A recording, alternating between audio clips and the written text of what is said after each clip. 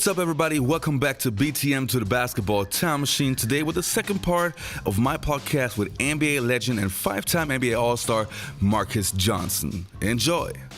Many people say Scottie Pippen was the first point forward. Even though I'm a huge Scottie Pippen fan, I think that title actually belongs to you. What do you think? Well, here's the deal. I disagree because there were other guys who played the position. You got to go back to Maurice Stokes, who played in the 60s with the Cincinnati Royals, who contracted some nerve disease and brain damage and just had a real tragic kind of an ending. But you watch films of him. YouTube Maurice Stokes, 6'8", 270 pounds. You'll see point forward basketball. Rick Barry, when he played with the Golden State Warriors, when he won a Okay, that's a good one.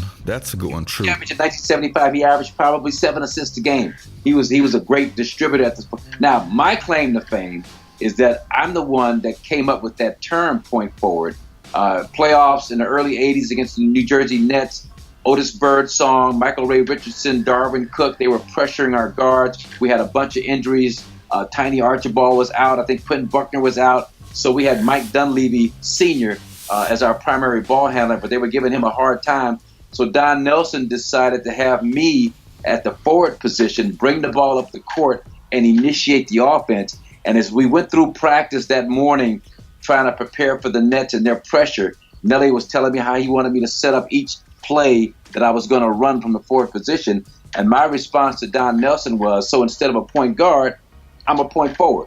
And he point forward. I like that. And so now that's my contribution to the game, was that I came up with that phrase, but I don't claim to be the first forward. Johnny Johnson, who we played against when he was with the Sonics in 1980 in the playoffs, a great 7-game series, he would initiate the offense from the middle. Gus Williams, Dennis Johnson would run off a screen from Jack Sickman, Lonnie Shelton, but Johnny Johnson was the guy that was running the offense. He played that position. I just say that I'm the first guy ever to utter the phrase point forward. All right. So in 1984, you get traded to the Los Angeles Clippers. What did it feel like being traded for the first time, and were you disappointed? No, not at all. I mean, the Clippers had just moved to Los Angeles from San Diego. I'm from Los Angeles. It was a chance to go home. Yeah, it wasn't the Lakers and Showtime and Magic and Kareem and Jamal Wilkes and that crew, but it was a chance to go home. I'd been in Milwaukee 7 years. We'd hit that ceiling constantly. The Celtics or the Sixers could never get that breakthrough. Bob Lanier was getting older. It was time to move. It was time to move, and I was happy to be going home to Los Angeles. Now, little did I know that I'd be going to an organization run by Donald Sterling, who was notorious for being frugal and didn't want to spend money. And so that was an issue. And when I got there, I mean, he had lawsuits, I think, against at least 7 or 8 players and coaches from a $300 moving expense, $1,000 moving expense, a $2,000 rental car expense. I mean, just real, just insignificant amounts when you think of him as being a multimillionaire. But that was just kind of his nature, and so it was an experience. It was a real tough experience. The Milwaukee Bucks, Jim Fitzgerald, their ownership was first class all the way. They cared about their players. They asked Donald Sterling, did he think of his players as like his children? He says, no, I think of them as more like racehorses, like Wow. depreciable assets. And I know at some point they're going to break down, and then you sell them or you do whatever you have to do and you bring in another one. So that was kind of his attitude with the players. And we felt it as players, and I think it showed. Dr. Buss with the Lakers, Jerry Buss. I mean, these guys were having training camps in Santa Barbara and these idyllic settings in Hawaii. They had their own private plane. They used the MGM Studios plane to charter them around in different cities.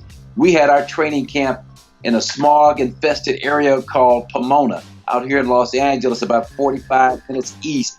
We stayed not at the Ritz-Carlton or even at the Sheraton or the Marriott. We stayed at the Econo Lodge, one of the cheapest little motels that fit fine. And that was the nature of Donald Sterling at that time. We practiced at a YMCA, the Wine Garden YMCA on Vermont Avenue here in Los Angeles, Vermont and Century. in just the heart of South Central, one of the worst neighborhoods, that in terms of violence and danger and all that we have in the city. That was our practice facility. At that Weingarten YMCA, one basket was 9 feet high, the other was like 8 feet. We didn't have 10-foot baskets. I mean, it was laughable when you look back and think about it. Man, what a way to treat his racing horses. That guy's unbelievable. Yeah. Anyway, so now you were playing with Norm Nixon, Derek Smith, who came out of nowhere and just took off, and a 32-year-old Bill Walton. When did you start missing Milwaukee? Yeah, well, training camp just realizing, and I was warned by Don Nelson. Don Nelson's like, look, MJ, we're trading you to the Clippers. Now I know you want to go to Los Angeles, but it's not the Lakers, so don't get your expectations. So these guys out there, they don't mess around, and so we had on paper. I mean, between myself and Norm Nixon, Derek Smith was just kind of emerging as a superstar. Bill Walton, James Donaldson, who made an all-star team as a center. I think when he was with the Dallas Mavericks, was a really serviceable player. So we had some really solid talent. Good coaches, Jimmy Lynam, Don Chaney was an excellent coach when he was there.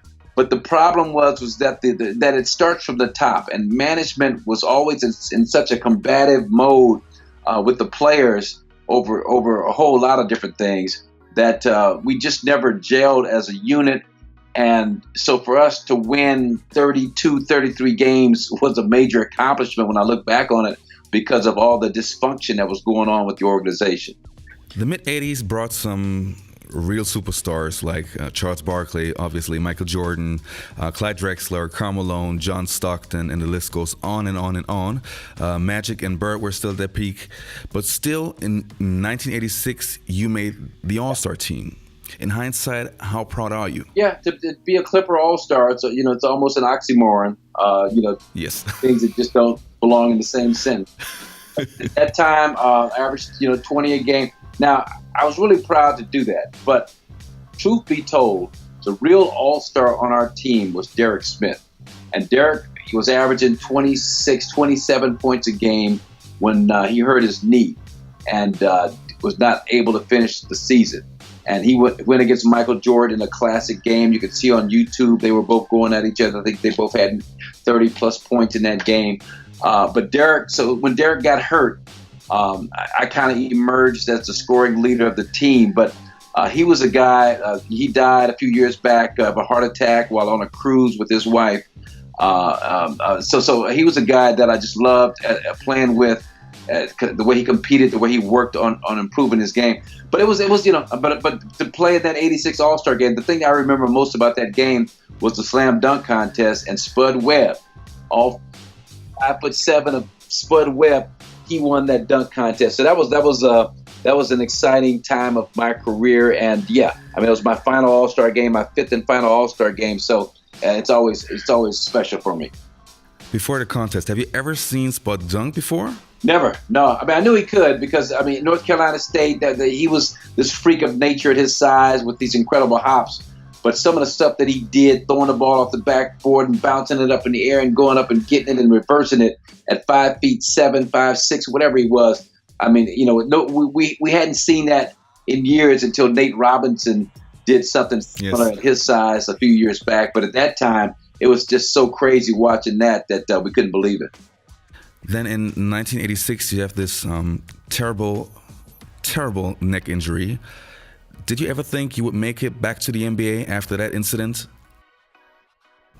1986, that was a tough year. November 20th, playing against the Dallas Mavericks. And it's funny, going into that season, I was the first guy that I was aware of to have a personal trainer.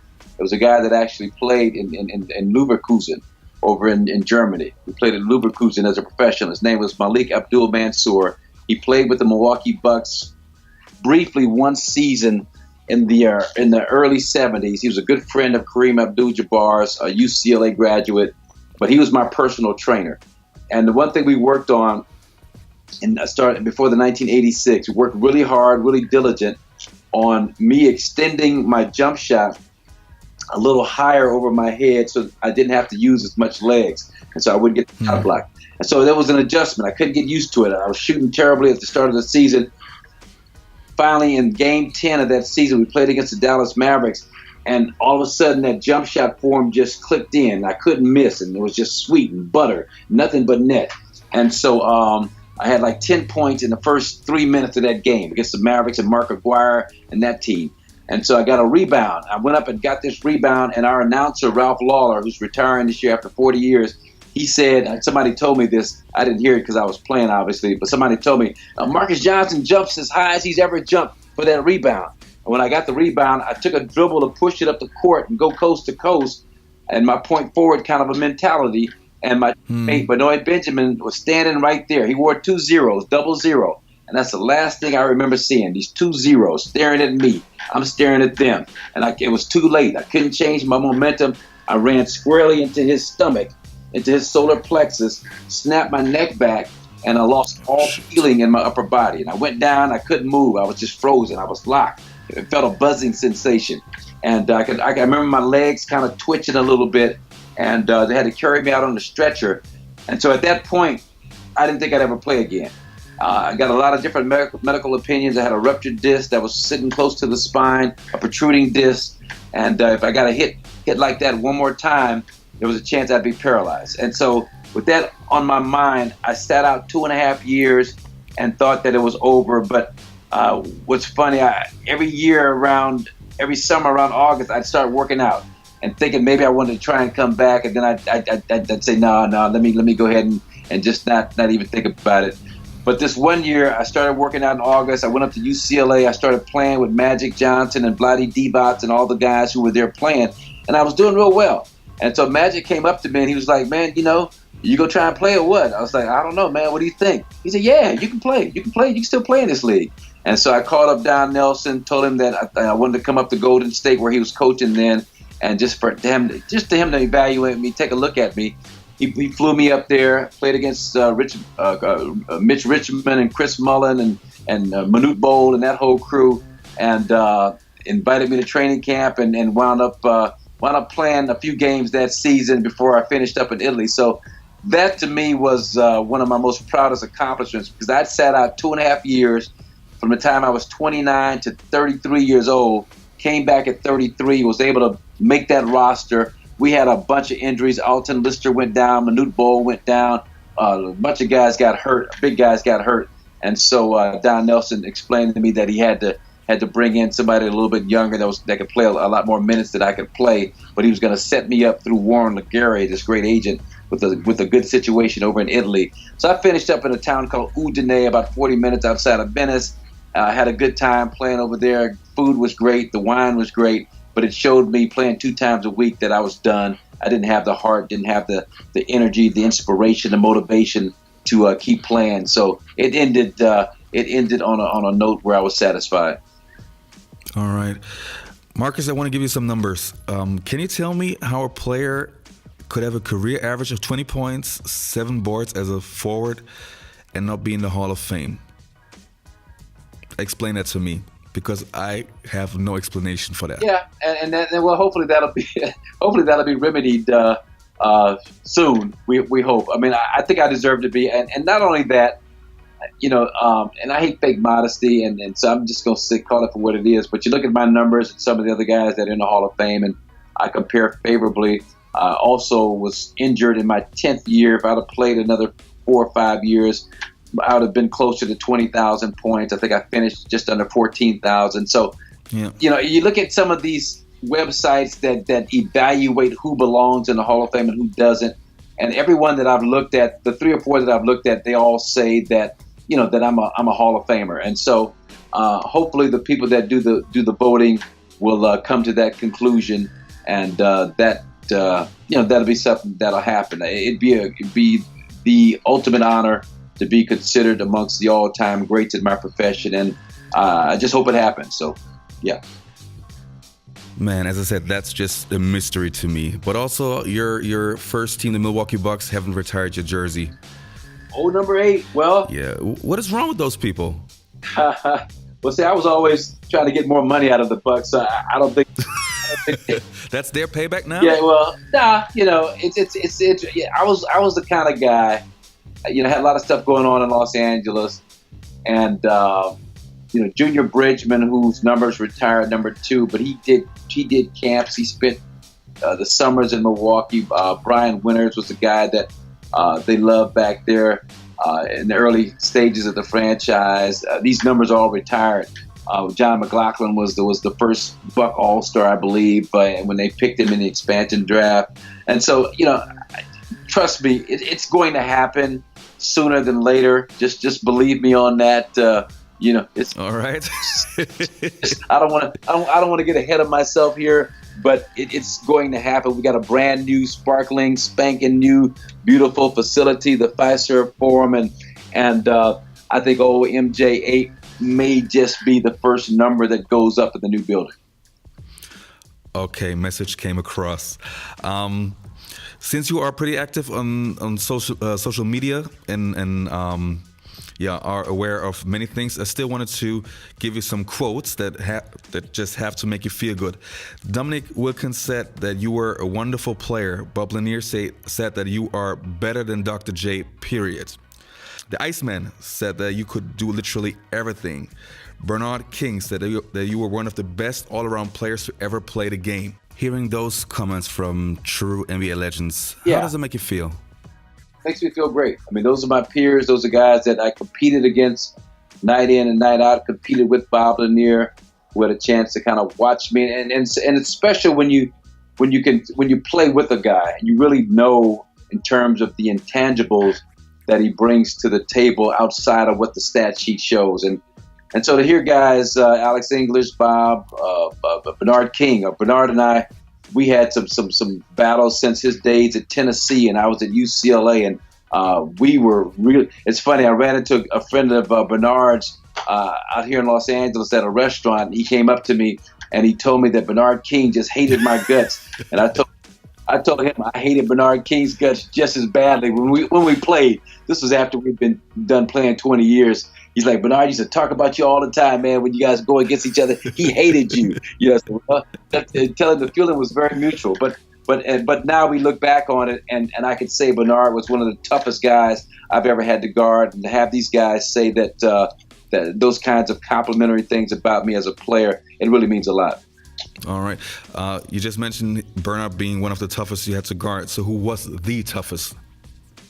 Bernard would be right up there. I mean, see, I played in the golden era of forwards, of small forwards. You think about the small forwards you had to go against every night. So you start with Dr. J, who was responsible for the merger of the NBA and the ABA. You go from there to Larry Bird, who was another all-time great. He was not as athletic and quick as some of these other guys, but smarter, more skilled, and a guy that was deceptive in terms of what he could bring to the table defensively. Dominic Wilkins, James Worthy, Walter Davis, Bernard King. And now I'm leaving out Adrian Dantley and Alex Yes. Ingram. So that era of small forwards was, to me, almost unmatched. Maybe now over the last 10 years with Carmelo and LeBron James and some of these, Kevin Durant, I mean, maybe it compares probably a little bit more favorably today. But, so for me, the toughest guy, it's just hard to single out one guy. But Larry Bird was a tough guy to go against. Bernard King, trying to stop him was almost impossible. But the guy that guarded me as well as anybody, and it wasn't some of these great defensive players, Bobby Jones, and the guys that you think about, it was a guy by the name of E.C. Coleman, who played with the Golden State Warriors. He was second team all defense in 1979. But he was 6'8", about 210 pounds, just as quick as me, could jump just as high as I could, but he was a little bit stronger. Mm-hmm. And he was a guy that the guys like that would give me a hard time when we played. Kermit Washington, another good friend of mine who's going through some tough times now. But he was a guy who was a defensive, just stalwart back in those days. And I remember I started off scoring 30 points in 7 or 8 straight games my second year, and Kermit, he told me, he's like, man, I'm gonna beat you up tonight. You're not getting 30, and I think I got just under 30 or something in that game. So yeah, the guy was fun to go against. So let's say you played in the 90s, and it was completely your choice what team you would play on. what would have been your choice? The '90s, man, that's a tough one. That's a tough one. I mean, it's been great playing with Michael Jordan, but probably, I mean, a guy who was a friend of mine out in Los Angeles, who we worked out together at UCLA every day, Pat Riley, when he was coaching the Knicks, and I say that knowing that the Knicks were this. I mean, they were the black and blue Knicks. They would beat you up. They played this physical, aggressive brand of basketball, but the intensity that Pat Riley kind of instilled in his team is something that I've always admired. So, but there were some great teams in those years. The Knicks, the Miami Heat with Jeff Van Gundy. Same style as the Knicks with Pat Riley. Not Jeff Van Gundy, but Pat Riley with the Miami Heat. The Miami Heat with Pat Riley, but the Knicks with Jeff Van Gundy. But Pat kind of got it started. Yeah. Those are the kinds of teams that I used to really admire. Oh yes, same here. During your playing days, was there like one specific player you just love to watch? Like one specific guy? Wow, that's it's interesting, and your historians have got to do some work on this. But there was one guy who came into the league in the early '80s who took the league by storm for just 1 year, maybe part of another year. But it was a guy that played with the Portland Trailblazers by the name of Billy Ray Bates. Now, Billy Ray was a 6'3", 6'4", 220-pound, rock-hard, muscular Mississippi country boy, didn't wear shoes, an outdoor type of a player. But he came in the league during the playoffs for the Trailblazers and averaged about 28 a game in one series, but he could take off from the free throw line and dunk. He went over and finished up his career in the Philippines. And he was one of the all-time legendary players. After his NBA career ended, he played another 10 years in the Philippines. But Billy Ray Bates, I say that because he was one of these kind of Joe Hardy type characters, mythical characters that you see in the movie The Natural with Robert Redford. But it just kind of came out of nowhere. Nobody ever heard of him. Came out of nowhere and just dominated the league for about a month in the playoffs. And then after that, just kind of disappeared. So those kinds of guys always intrigue me because they're flash in the pans, but boy, when they flash, they really draw a lot of attention. All right. Oh, only 2 more questions to go. If you will compare the 1980s and the 1990s, what would you say is like the biggest difference between those 2 decades? Well, the 80s, I think the 90s. I talked about Pat Riley with the Knicks, and then Miami. You think of Van Gundy and his Knicks, the defense and the style of play, and the Pistons, kind of at the end of the '80s, early '90s. Boys, yeah. The Bad Boys, and when the style of play changed, I think pretty dramatically from a free-flowing type of an offensive-oriented game into just a defensive hand-to-hand combat kind of a battle. And the officials really allowed a lot more physicality in the 90s, and teams get. I'm loving it. Well, the Jordan rule. You like the 90s, the Jordan rules, and the way they keep him up and knock him down, and because then it's way more exciting if he actually beats them. No, and you actually earn it. But Indiana, remember the Pacers and Reggie Miller and Antonio Davis and Dale Davis. I mean, there were some really, really physical basketball teams. And that became more of the trademark, I believe, of the 90s of just winning the physical battle. And then the 80s, it was the aesthetic battle, which, who had the prettiest players? Who had the guys that could soar and dunk and do all that? 90s wasn't having none of that. It wasn't no soaring, wasn't no dunking. They were low bridging you, taking your feet from under you, knocking you down, and then falling on top of you when they knocked you down. So it was a different era, different attitude. Yeah, very much so. You just mentioned the Indiana Pacers and the Knicks and the Miami Heat. They were all similar builds, yet always those enforcers and one pretty good offensive player, but the rest was all hard-nosed, tough defenders. Yeah, and you said it wasn't a good offensive player, Michael Jordan.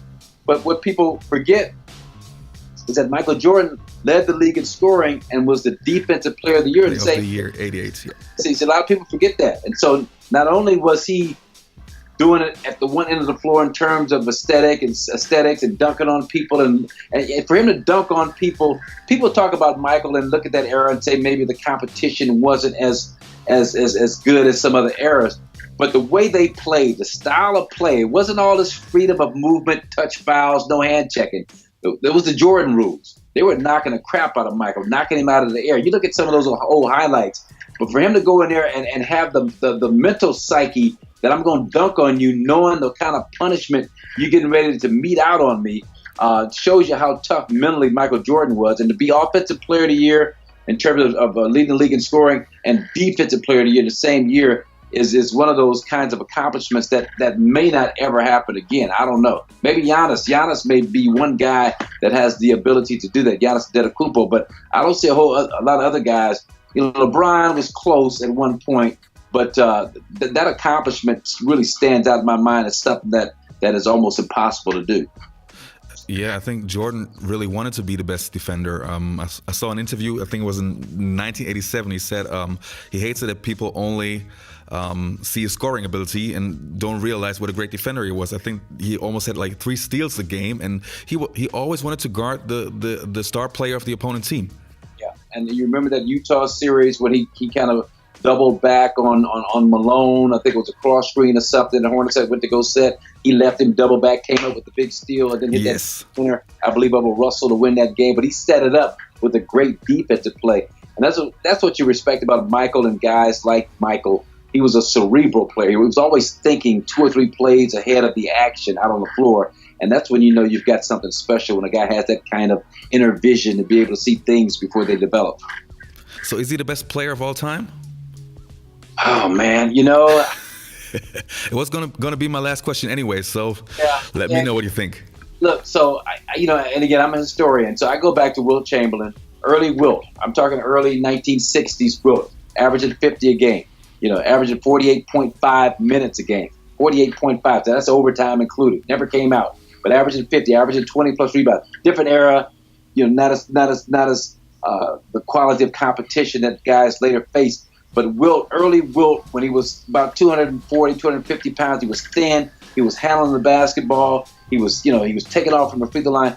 Wilt may be the most remarkable physical specimen ever played. In terms of a basketball player, Michael, I'd probably put Michael 1 and LeBron James 1A. Just because, Michael for me is it just in terms of what I said. Best defensive player, best offensive player in an era when men were men and sheep were nervous, because he went at it so hard against all these great teams and how physical they were. But LeBron, 6'9", 260, 250, to be able to do some of the things he was doing, he was also a guy that was really, really impressive to me. So I think Michael 1, LeBron 1A, pretty close in my mind, but Michael to win 3 in a row, take 2 years off to play baseball, come back and win three in a row. I think he gets the edge because of that. Do you think that LeBron James would survive 90s NBA basketball like playing against the New York Knicks? Yeah. Well, just imagine LeBron James playing against like Anthony Mason, Charles Oakley, against those guys. LeBron 6'9", 260. So, and I know what you're saying from a mental standpoint. Could he deal with it? And that's where. I don't think people give greatness is greatness. And for you to be able to rise up to the top of your profession in any era means that you've got this intestinal fortitude that is above and beyond what other people have. And so now you pluck LeBron from this time period back into the 90s. He would adapt. He would adjust. People always ask me about my 3-point field goal percentage, which is terrible, like 15, 17% or whatever. but that's because I'm shooting half court shots at the end of the quarter, end of the half. I'm shooting the shots at the end of the. If I would have worked on the 3-point shot, I would have shot 40%, 38% at the very minimum. My point is that if you're a great player, you're going to be able to figure out how to be a great player in any era, and that's what I think LeBron would have been able to do. All right. Marques, thank you very much for being on the show. All right, man. My pleasure, man. Let's do it again sometime.